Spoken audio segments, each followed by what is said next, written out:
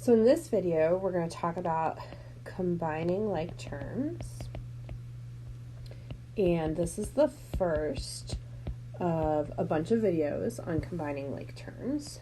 And so the first thing that we have to talk about is what is a like term.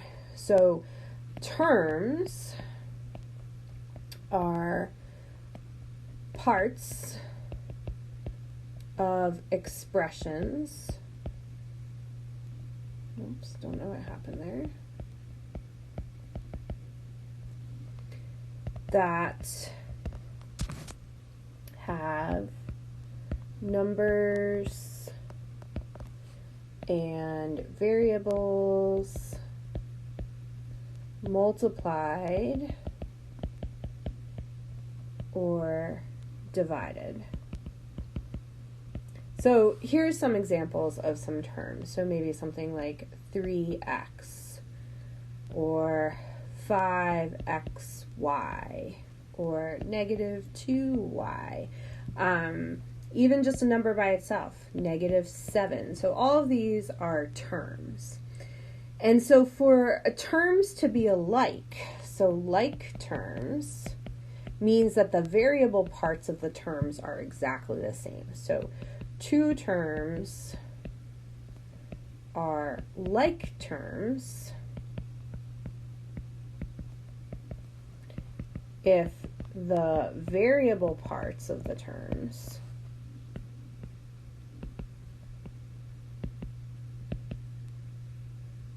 are the same. So, for example, in, say, a problem that's like this, 2c plus 2d plus 6d, there are three terms. So the 2c is a term, the 2d is a term, and the 6d is a term. But there's only two terms that are alike, the 2d piece and the 6d piece. And they're alike because they both have a d. This first term, it's not like the other ones because this has the letter C and not the letter D.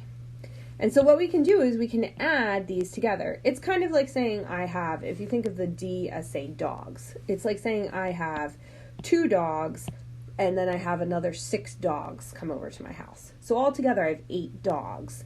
So altogether here I have 8D. And the 2C, I can't do anything with it, so it just comes along for the ride. It just comes down. It can't be combined together. And so this is actually the final answer, 2C plus 8D. I can't actually combine the stuff together anymore. So let's try another example here. So what about 3x minus x? So in this case, I have two terms. One is 3x, one is minus x. In this case, both of those terms are alike. So the 3x I can combine with the minus x.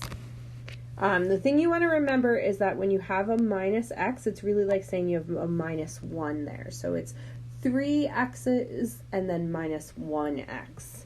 And so if I subtract 3 minus 1, that would give me 2. So I'm left with 2 x's.